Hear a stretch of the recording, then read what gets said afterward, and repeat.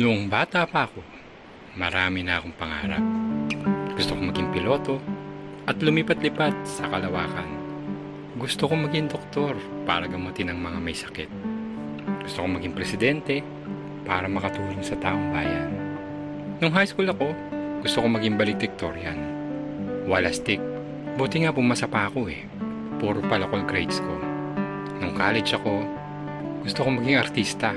Gusto kong maging sobrang pogi. Siyempre, gusto ko rin magka-jowa na artista.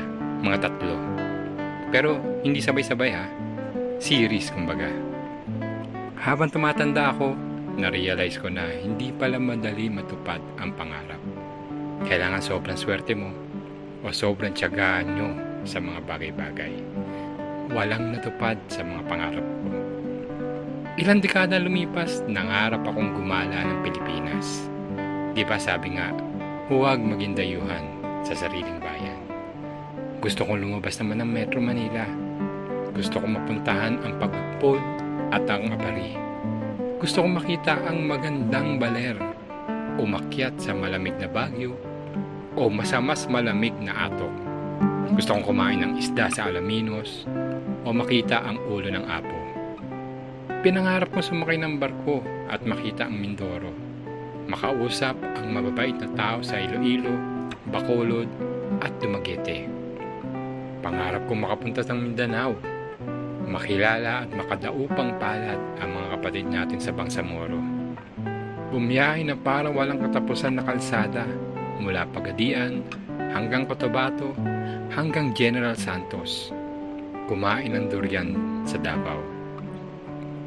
Gusto kong makita ang Marawi at ang Lanao Lake. Gusto kong makita ang rebulto ni MacArthur sa Leyte. Lakbayin ang kabuuan ng San Manico Bridge patawid ng Samar.